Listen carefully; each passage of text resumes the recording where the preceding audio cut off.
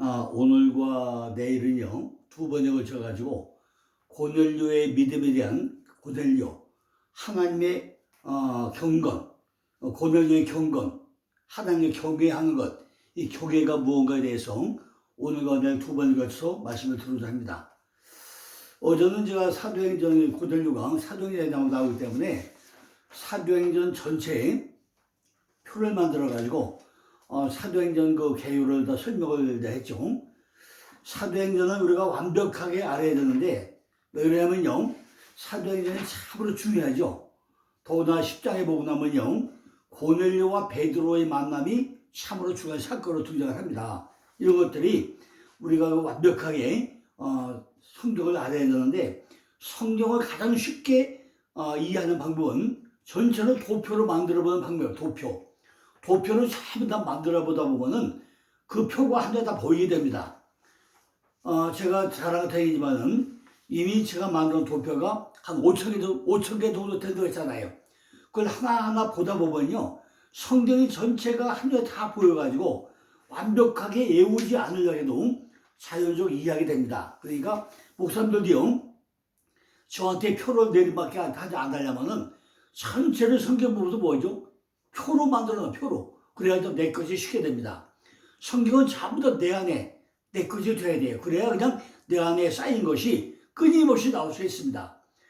우리는요, 1년 내내 성경 전체를 쉬지 않고 얘기해도요, 끝까지 얘기할 수 있는 정도가 돼야 됩니다. 그러고도 목회를 해야죠. 성경은 매일 보고 읽으면 되겠습니까? 안 되잖아요. 저는 지금 목회자를 대상으로 세미나하기 때문에 내용을 하나하나 실수하지 않으려고 보면서 원고를 보면서 설명을 하지만은, 우리가 주일날 설교 때는 전체 대지만 가지고 하면은 얼마나 쉽게 하겠습니까? 사도행전 10장은요, 루따, 바로 사도행전 9장 3절에 나오죠. 루따와 요빠, 9장 3절에 루따와 로따에 의해 가지고 베드로가 어디가 있죠? 가이사라를 방문하게 되는데, 이 방문은요, 앞서의 경우처럼 단순한 이적을 행하는데 그것이 아니라 이방 전도의 터전을 굳건히 하는 아주 매우 중요한 사건인 것을 우리가 알 수 있습니다. 요세푸스에 의하면은 당시 가이사라에는 로마의 군대가 주되어 있었는데, 이 중에 4개의 부대가 있는데 시험민들로 하여금 구성되어 있었고, 이탈리아 지원병으로 구성되어 있는 로마 군대였다는 거죠. 당시 로마 군단은 6,000명 정도로 편성이 되어 있는데, 이는 다시 600명 다 나눠져 있고, 이것이 10개의 부대로 나누어지고 다시 100명으로 나눠져 있고 6개로 부대로 구성되어 있는데, 그 중에 하나가 뭐예요? 고넬료가 백부장이었다는 것입니다. 고넬료와 베드로의 만남은 어제 말씀 뭐죠? 초대 기독교 역사 발전상 아주 중요한 의미를 갖는 특별한 사건이라는 거죠. 로마인과 유대인의 만남, 군대의 백부장과 무명의 종교인, 이런 과의 만남이 지금 고넬료와 베드로의 만남이라는 것입니다. 이는 이방인과 기독교인의 만남이라는 특별한 의미가 내포되어 있다는 것입니다. 고넬료는 기독교에 있어서 최초의 이방인 개종자이기 때문입니다. 유대교가 유대 민족의 종교라면 기독교는 만민의 세계적 종교 아닙니까? 그러니까 기독교가 만민의 종교, 세계의 종교로 발전하는 역사적 출발선상이 있다면 고넬료는 그 안에 우뚝 선 존재로 등장하고 있다는 것입니다. 바로 뭐죠? 복음이 유대인 사이에서 이방인 사회로 전파되어가지고 첫 번째로 개종하는 구체적인 사건이 바로 고넬료의 회심 사건이고, 이는 기독교인과 이방인과의 담을 헐고 하나로 만드는 계기가 되었다는 것입니다. 인간적인 지식이나 사회적 구조로서 두 사람의 결합이 전혀 불가능한 것이 아니지만은, 하나님은 이 두 사람에게 각각 환상을 통해 가지고 기적적인 결합을 성취시키고 있다는 것입니다. 이 사건이 지금 사도행전 10장 1절로 2절에서 지금 누가요? 고넬료와 베드로의 만남 사건이 이루어지고 있습니다. 가이사라에 고넬료로 하는 사람이 있으니 이달리아 데라 하는 군대의 백부장이라. 그가 경건하여 온 집으로 더불어 하나님을 경외하며 백성을 많이 구제하고 하나님이 항상 기도하는 그랬어요. 뭐죠?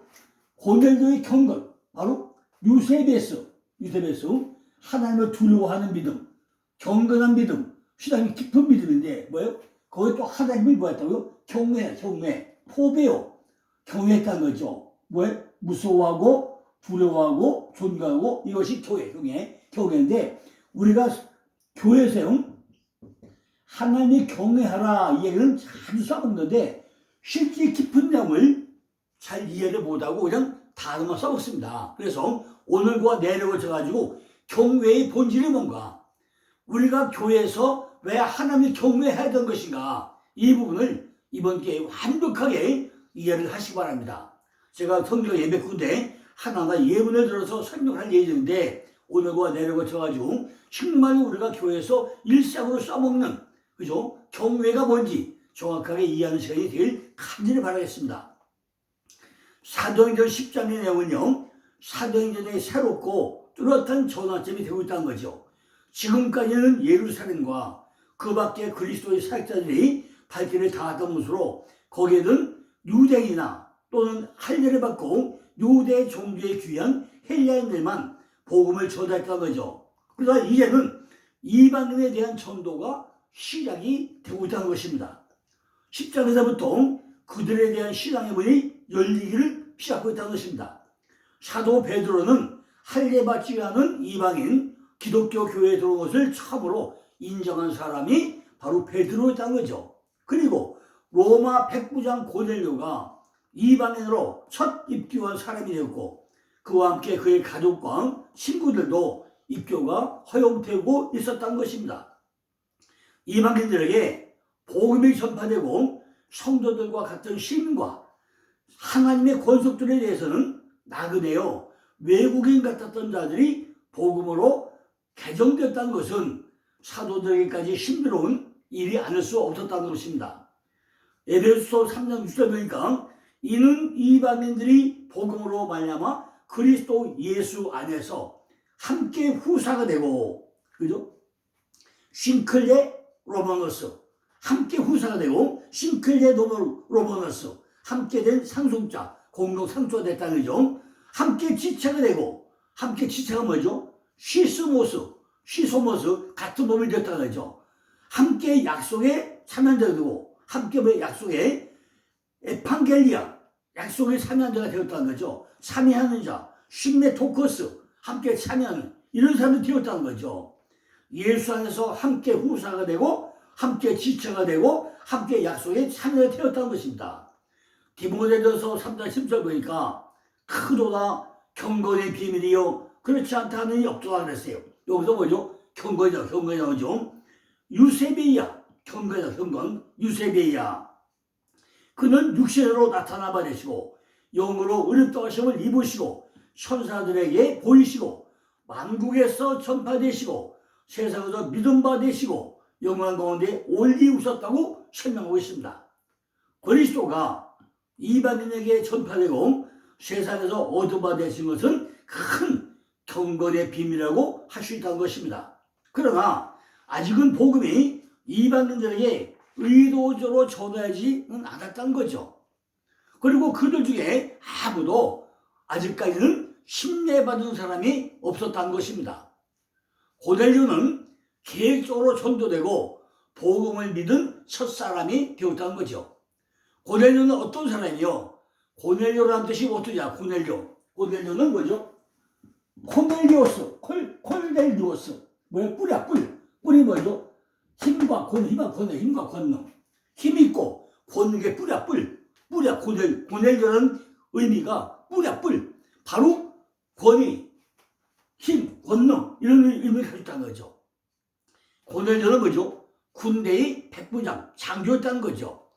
그는 현재 가이사랴에 출두하고 있었는데 이 가이사랴는 최근에 대헤롯에게 개축되어가지고 요새화한 아주 강한 성으로 아우구스도 가이사에게 경의를 표하기 위하여 가이사라고 명명하고 있다는 것입니다. 이 성은 해변가에 위치해 있었고 로마의 다른 시민들과 교통이 아주 편리했던 곳이었다는 거죠. 그래서 로마 총독이 주로 여기에 거하고 있었다는 것입니다. 본문에서는 이달리아 대라고 불리고 있다는 거죠. 이달리아 대라고 한 것은 그들이 순수한 로마인의 혈통을 지녔음을 뜻하고 있다는 것입니다. 그들은 모두 로마 본토민 또는 이탈리아 사람들 있고, 고넬료는 이 군대에 한 지휘가 있는데 백부장, 100명을 다스리는 지휘관 장교였다는 거죠. 그는 상당한 지위에 있는 장교로서 백부장이었다는 것입니다. 아마도 그는 보다 자유로운 사고를 가진 그런 사람인 한 군인이 아니었던가 생각됩니다. 그는 기독교의 가르침을 소개받고 그것이 참됨을 알게 되자 그는 그것을 기쁨으로 받아들였다는 거예요. 이제 이방인들이 교회에 가입되었을 뿐만 아니라 처음 믿는 사람이 로마 장교였다는 사실은 유대인들은 뭐죠? 가장 큰 수치로 생각을 했다는 것입니다. 이처럼 이방인이며 군대 장관인 고넬료라는 이름의 뜻이 뿔이란 뿔, 권위, 힘 이런 상징을 가지고 있다는 것입니다. 뿔이라는 것이 캐럿의 뿔인데 바로 광채, 언덕, 권위 이런 뜻을 가지고 있습니다. 캐럿은 1차적으로 여러 동물들이 뿔을 찾는 뿔, 소는 뿔이 뭐죠? 힘이고 권세죠, 권능이죠. 이런 뿔이라는 의미를 가지고 있다는 것입니다. 구약성경에서 뿔은 상징적 예언 행위나 이스라엘을 흩어버렸던 세력에 대한 환상적인 묘사에서 물리적 힘에 대한 표현으로 등장할 뿐 아니라 뿔 자체가 힘, 바로 파워죠, 파워. 파워는 힘과 권능을 뜻하고 있다는 것입니다. 시편 75편 4절 5절 보니까 내가 오만한 자들로 호만이 행시 말라 하며 행악자들로 뿔을 들지 말라 하였노니 너희 뿔을 높이 들지 말며 교만한 목으로 말하지 말지어다라고 나옵니다. 하나님은 뿔을 높이거나 짓밟는다는 것이며 인간들이 뿔을 높이 든다는 것은 바로 교만을 의미한다는 것입니다. 여기서 말하는 뿔은 바로 명예와 권세를 상징하고 있다는 것입니다. 말하자면 주님이 올려주시는 것을 말하고 있다는 거죠. 지금 상태에서보다 더 올려주시는 것을 말하고 있다는 것입니다. 우리는 세상을 살면서 어떤 사람과 누구를 만나기가 참으로 중요하죠. 만약에 여러분이 대통령을 만나가지고 친구한테도 가정해보세요. 얼마나 힘을 누리려고 하겠습니까? 그죠? 정치권에 줄 서려고 얼마나 앞장을 합도를 합니까?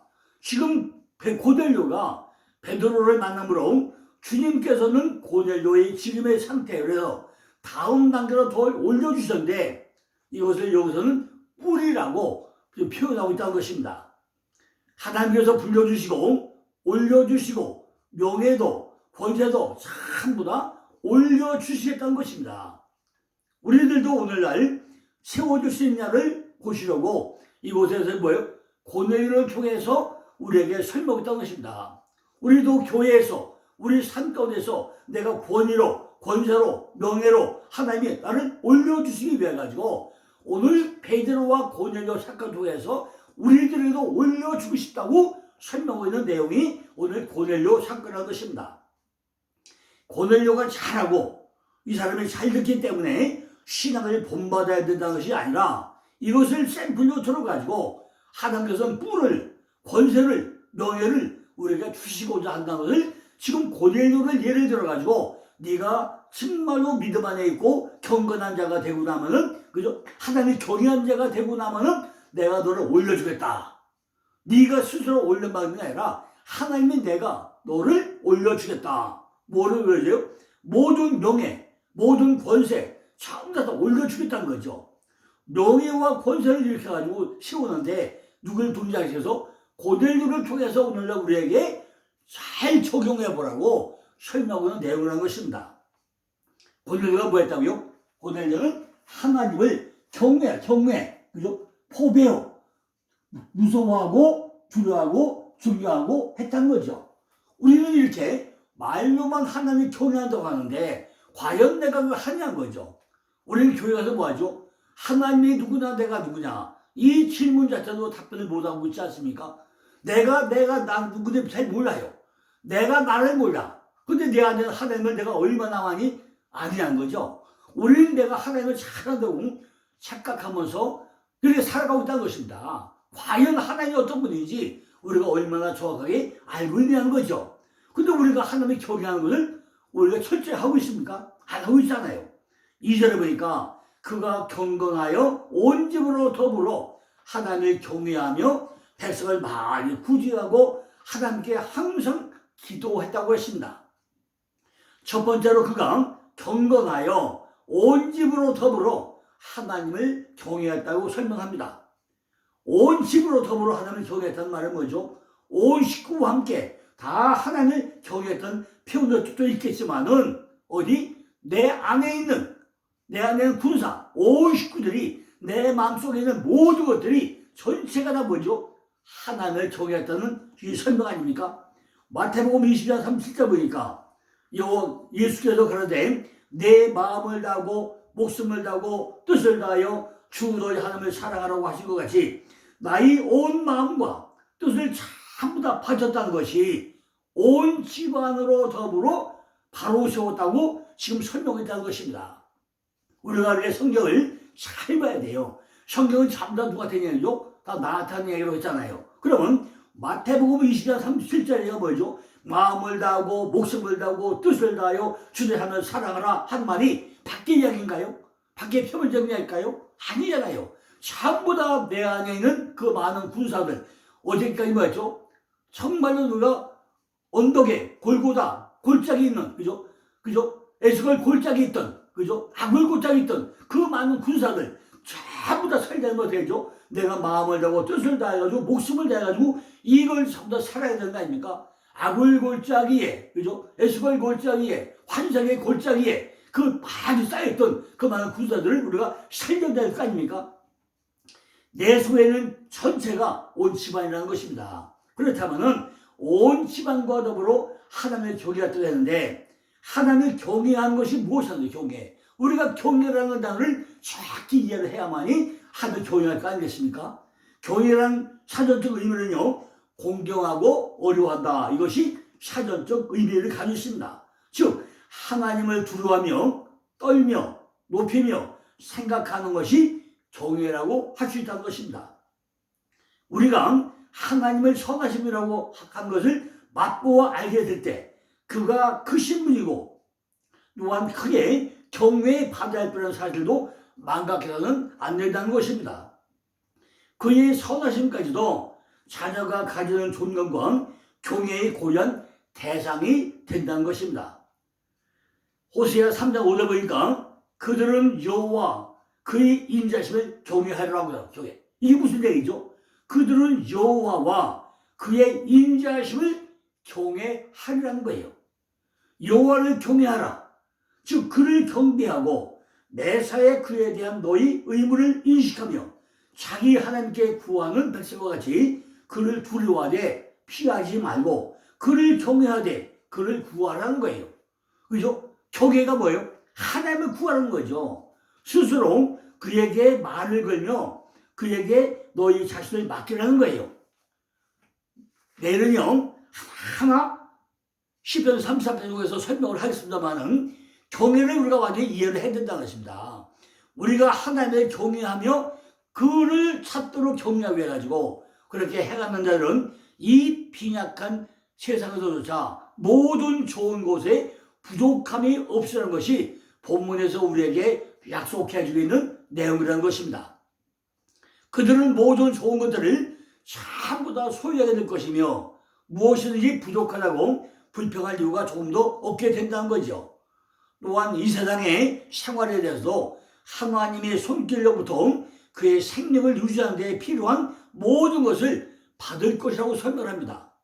그는 아버지로서 저들을 편리한 음식으로 또 먹여주신다는 거죠.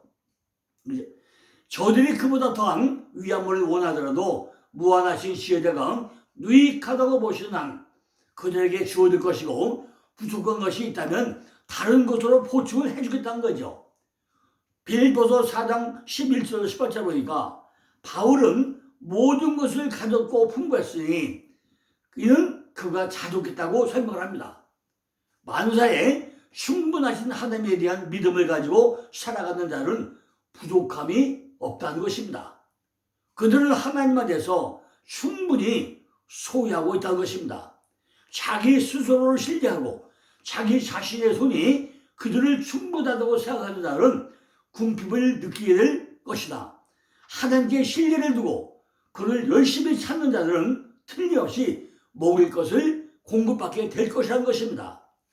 평온하게 일에 열중하고 자신의 전념하는 자는 부족함이 없게 된다는 것입니다. 우리가 열심으로 살아야죠. 그죠? 하루에 24시간 열심히 살면 그 안에 부족함이 있겠습니까? 솔로몬은 여호와를 경외한 것을 잠언 2장 4절 8절에 다음과 같이 또 설명하고 있습니다. 잠언 2장 4절 8절이니까 은을 구한 것 같이 그것을 구하며 감추인 보배를 찾는 것 같이 그것을 찾으면 여호와 경외하기를 깨달으며 하나님을 알게 되니 대저 여호와는 지혜를 주시며 지식과 명철을 그 입에서 내심이며 그는 정직한 자를 위하여 완전한 지혜를 예비하시며 행실이 온전한 자에게 방패가 되시다니 대저 그는 공평의 일을 보호하시며 그 성도들의 길을 보존하려 하심이라. 뭐래요? 솔로몬이 얘기한 내용이 뭐래요? 지식과 지혜와 명철. 지식은 다트 알다. 하나님을 알다. 이해한다는 얘기죠. 지혜는 호크마 지었다는 거죠. 명철은 탑은 이해로 언더스탠딩 인텔리전스 그죠? 이렇게 하나님을 이해 언더스탠딩 아니죠. 우리나라 말이에요. 아주 어려운 두 개 나와요. 하나는 언더스탠딩 이해하라. 이거는 리미트가 없어요. 어느 정도까지 이해하는지 분명히 한 거예요. 두 번째 뭐죠? 적당히. 이 두 단어는요. 우리나라 한글말로 가장 어려운 단어가 뭐죠? 이해해라, 언더스탠딩 해라. 아니면 뭐예요? 적당히. 이 말은 정말로 가장 어려운 단어라는 거죠. 그런데 이렇게 솔로몬 내용 지혜와 지식과 명철을 찾으라는 거죠. 우리는 하나님의 말씀에 말려 지혜와 명철을 세며 표준임을 확실히 깨닫지 않으면 안 된다는 거죠. 우리는 지혜나 명철 그 자체에 가는 하나님의 말씀에 우리 귀를 기울이며 우리 마음을 두지 않으면 안 된다는 것입니다. 과연 우리가 얼마나 하나님의 말씀에 귀를 기울이겠냐는 거죠. 우리는 도난당할 것을 두려워가지고 숨기는 보물처럼 하나님의 말씀을 내 안에 완벽하게 간직을 해야 된다는 것입니다. 2절 보니까 내 귀를 지혜에 기울이며 내 마음을 명철에 두라고 했습니다. 과연 우리가 이렇게 내 귀를 지혜에 기울입니까? 명철을 그 마음에 둡니까? 우리는 하나님의 말씀을 듣게 될 모든 기회를 포착해야 하고 한마디라도 놓칠처럼 주의 깊고 진지하게 경청을 해야 한다는 것입니다. 말씀을 이해하기가 쉽습니까? 참으로 어렵죠. 밤새워서 연구해도 잘 이해가 안 됩니다. 요즘에 제가 작업하는 게 뭐냐면요. 몇 가지 작업을 동시에 작업을 하고 있어요. 첫째는 구약의 헬라어와 히브리어와 신약 헬라어를 짝을 맞춰가지고 창세기 1장부터 쭉 지금 신약 히브리어와 헬라어를 짝을 맞춰가지고 원문 작업을 하나 하고 있고 또 하나는요. 신약에서 전체 구약을 이동한 성기 마태복음 1장부터 요한계시록 마지막 장까지 구약에서 인용해온 걸 전부 다 정리하고 있고 그 다음에 또 뭐죠? 신약에서 서로 짝을 맞춘 거 마태복음과 다른데 그 구절마다 전부 다 짝을 맞춰 인용해온 구절 이거를 표로 또 만들어 보고 있습니다. 이걸 왜 하느냐?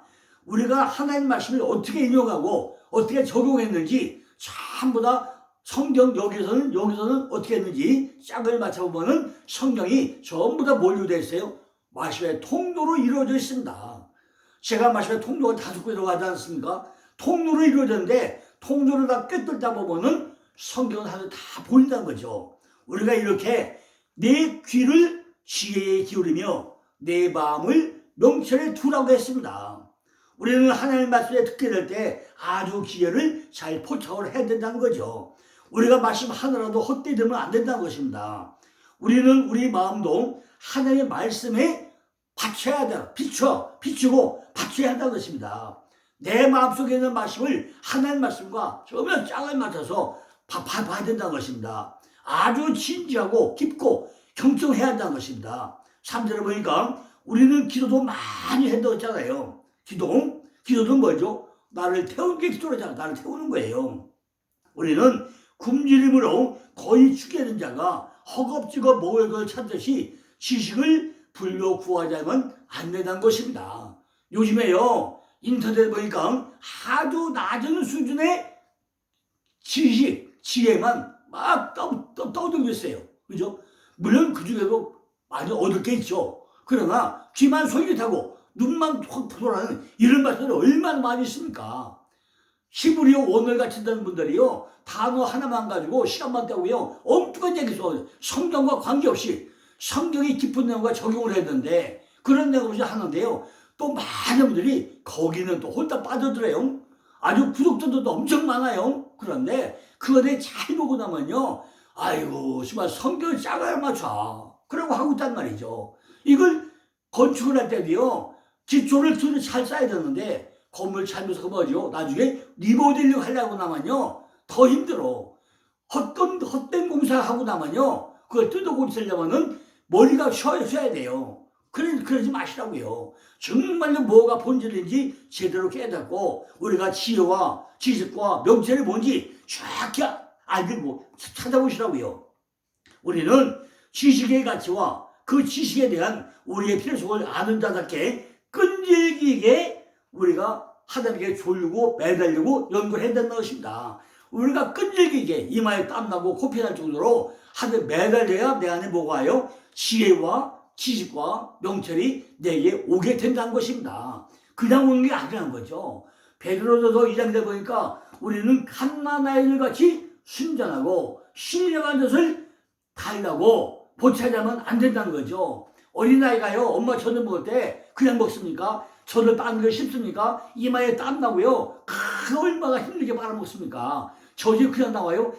애가 힘을 주면서 빨아먹을 때 그 애는 이마에 보세요, 아주 땀이 속물속물 맺히지 않습니까? 이렇게 그거 먹는데 그거 뭐죠? 순전하고 신령하게 먹을 때도 그렇단 말이죠.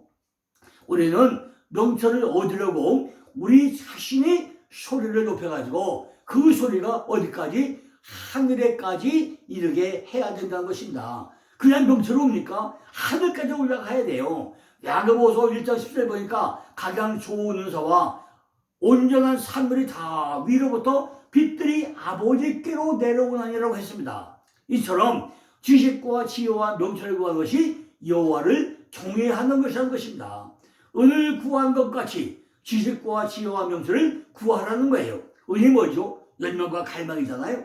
은을 구한 것 같이 지식과 지혜를 구하라는 것입니다. 열망과 갈망을 가지고 구하라는 거예요. 이것은 이 세상의 모든 부귀보다 더 좋아하며 광산에서 굴잡게 들어가는 광부처럼 그것을 추구하는데 수고를 아끼지 말아야 한다는 것입니다.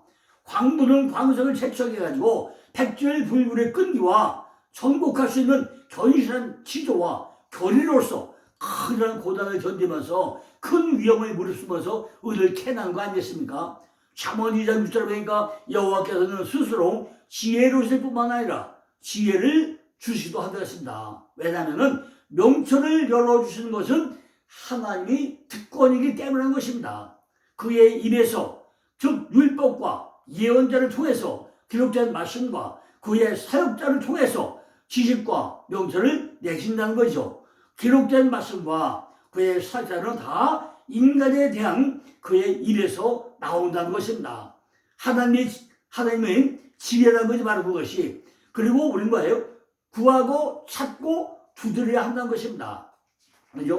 이처럼 우리가 지혜를 구하는 게 쉽습니까? 참으로 어렵죠. 자, 우리가 지식을 얻기 위해서는 뭐 돼요? 이제는 내일 다시 그 경애가 뭐야, 경애. 지식을 뭐 할 거냐? 이건 내일 또 겨우 이어가지고 또 설명을 드리겠습니다. 감사합니다.